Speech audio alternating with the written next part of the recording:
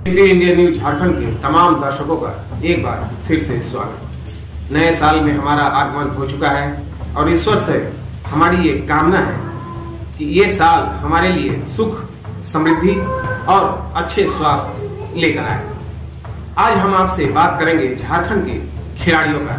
जहां तक आप जानते हैं, झारखंड में यूं तो खेल प्रतिभाओं की कमी नहीं है। देश में होने वाले हर चैंपियनशिप में झारखंड के खिलाड़ी अपने हुनर का लोहा मनवा चुके हैं, मगर सरकारी उदासीन रवैये के कारण हमारे कुछ खिलाड़ी खेल का मैदान छोड़कर शराब बेचने को मजबूर हैं। उन्हीं में से आज रेखा और मधु तिर्की नाम की दो खिलाड़ी जो कुश्ती में अपना जौहर दिखा चुकी है, मगर सरकार के उदासीन रवैये के कारण आज वो शराब बेचने को मजबूर है।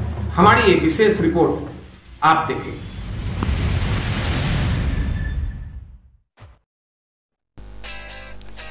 ये वो माँ है जिसने अपनी बेटियों के लिए एक सपना देखा था, लेकिन इस माँ का सपना कुछ यूं टूटा कि अब इस सपने को फिर से वापस समेटने की हिम्मत भी नहीं जुटा पा रही हैं। जब उनसे उनके दर्द के बारे में पूछा गया तो उस दर्द को उन्होंने अपने शब्दों में बयां करते हुए बताया कि मेरी 3 बेटियां हैं।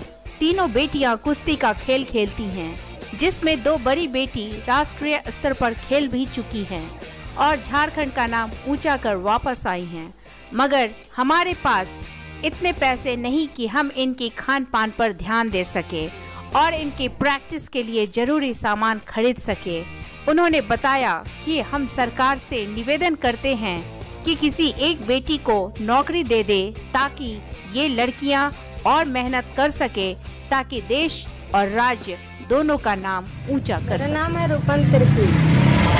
आंटी, आपकी तीनों बेटियां कुश्ती के अच्छे खिलाड़ी हैं। 2 राष्ट्रीय स्तर में खेल रही है, एक जूनियर स्तर में राष्ट्रीय लेवल की कुश्ती खेल रही है।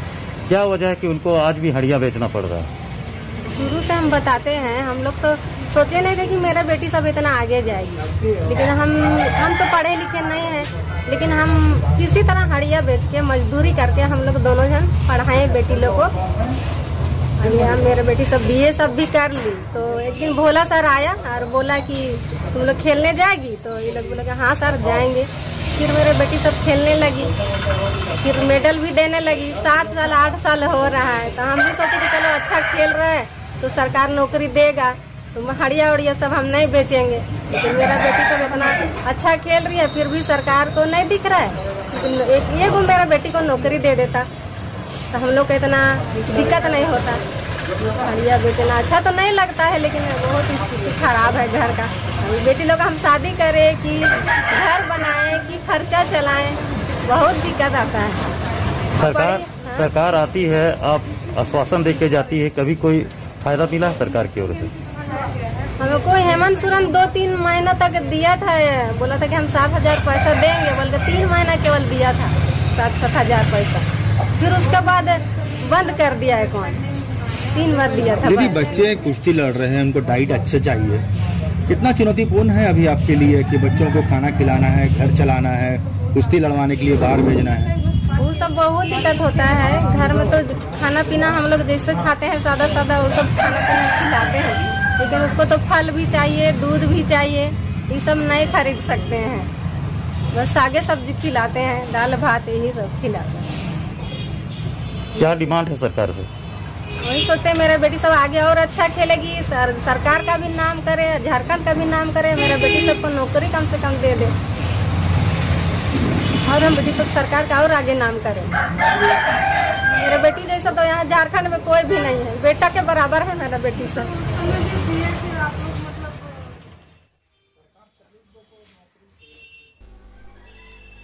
दरअसल रूपन की 3 बेटियां हैं। 2 बेटियां कुश्ती में राष्ट्रीय स्तर पर खेलती हैं और एक बेटी स्कूल के स्तर पर कुश्ती में मैदान में अपने हुनर का ऐसा प्रदर्शन करती हैं कि सबको चौंका दे। इन बच्चियों के घर के दरवाजे इतने छोटे हैं कि घर के अंदर जाने के लिए सर झुकाना पड़ता है, मगर इनके खेल ने न सिर्फ झारखंड का बल्कि पूरे देश का सर फक्र से ऊंचा कर दिया है। लेकिन गरीबी और मुफलिसी ने इन लड़कियों के हौसले को अब तोड़ना शुरू कर दिया है।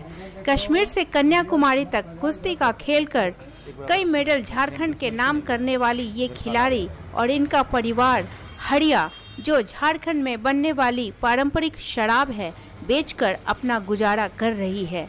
इन बच्चियों ने कम समय में इतनी उपलब्धियां हासिल कर ली कि इन्हें कुश्ती एसोसिएशन ने टीम को कोच करने का जिम्मा भी सौंपा था, लेकिन अब इन बच्चियों को अपनी सारी उपलब्धियां बेकार नजर लग रही है। वजह है इनके खेल ने इन्हें मेडल्स तो दिलवाए, मगर आगे और अच्छा प्रदर्शन करने के लिए इनकी गरीबी ने इनके अरमानों का गला घोट दिया।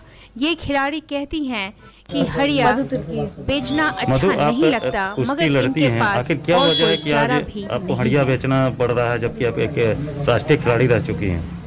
जी, घर में किसी का नौकरी नहीं है, माँ बाप पहले से ही गरीब है। हम लोगों को आगे बढ़ाने के लिए उन्होंने हड़िया बेचना शुरू किया।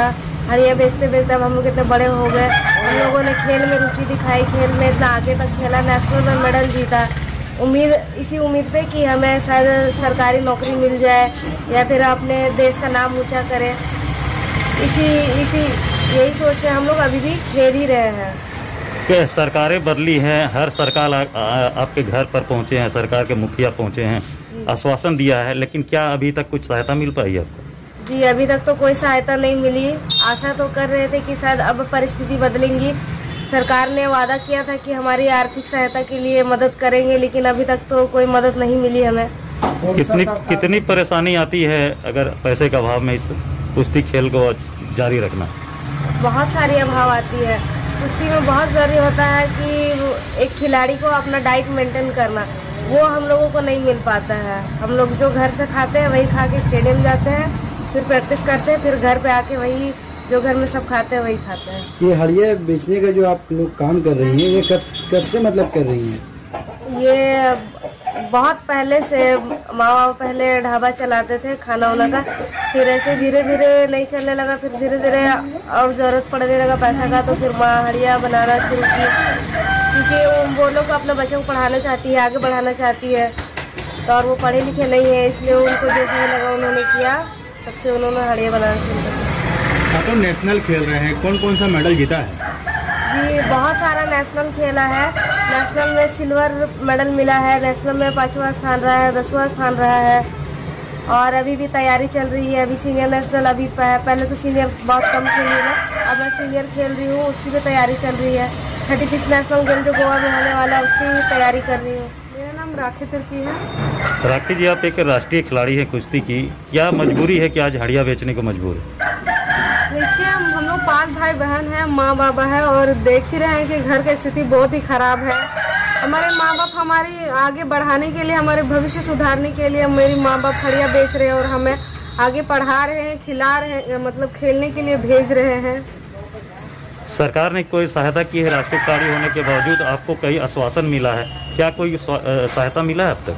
नहीं, जब तक आप लोग थे, मीडिया वाले थे, तब तक हमें सपोर्ट मिला। सरकार भी हमें देख रही थी, ध्यान दे रही थी कि हमारे न्यूज़ में पेपर आ रहे हैं, टीवी में न्यूज़ दिखा रहे हैं, तब तक सरकार गौर की। उसके बाद धीरे धीरे वो लोग ढील देने लगे। उसके बाद अभी हेमंत सरकार भी बनने से पहले भी आए थे, उन्होंने भी आश्वासन दिया था, बनने के बाद भी आया, उसके बाद भी आश्वासन दिए कि आप लोगों को सहायता करेंगे, मदद करेंगे आगे बढ़ने के लिए, फिर भी उसके बाद कोई सुनाई नहीं दिया गया। क्या डिमांड रखती है सरकार से? मैंने तो सरकार को यही डिमांड रखा है कि हम 5 भाई बहन, 3 बहन कुश्ती खेलते हैं, एक भैया है, बड़े भैया फुटबॉल खेलते हैं। जब हम राष्ट्रीय स्तर पर हम टॉप 10 पे आते हैं ऑल इंडिया पे, तो जाहिर सी बात है कि हमें स्कॉलरशिप अच्छा से मिले, हमें अच्छा डाइट मिले, हमें नौकरी की, जैसे देख रहे हैं अभी हरियाणा में स्टेट लेवल पे वहाँ पे सरकारी नौकरी दिए जा रहे हैं, पर यहाँ झारखंड सरकार में रेसलिंग के लिए कोई भी ऐसी कोई सुविधा नहीं दी गई है।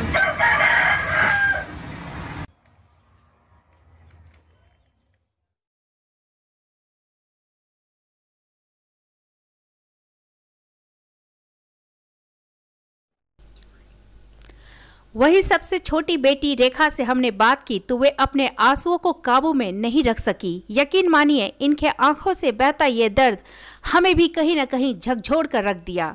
रेखा बताती है कि जब हम इतनी मेहनत करते हैं तो सरकार हमारे साथ सौतेला व्यवहार क्यों कर रही है।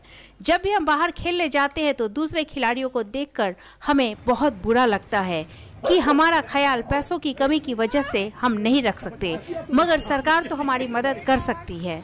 अब तो लगता है कि रेसलिंग छोड़ना पड़ेगा, क्योंकि कहीं न कहीं अब हमें अपने भविष्य का अंधेरापन सताने लगा है। बाहर अगर जाते तो हम लोग को अपना पैसा वैसा लगा के जाना पड़ता है, वो सब के लिए भी बहुत प्रॉब्लम होता है। और डाइट मेंटेन करना पड़ता है। रेसलिंग खेल रहे तो रेसलिंग हाई लेवल की गेम है, उसके लिए हम लोग को बहुत सारा डाइट प्रैक्टिस चाहिए होता है, लेकिन वो सब कुछ नहीं मिल सकता है, जिसके चलते अब लगता है धीरे धीरे कि रेसलिंग खेलना छोड़ना पड़ेगा, क्योंकि आगे कुछ दिख नहीं रहा है उसके लिए फ्यूचर।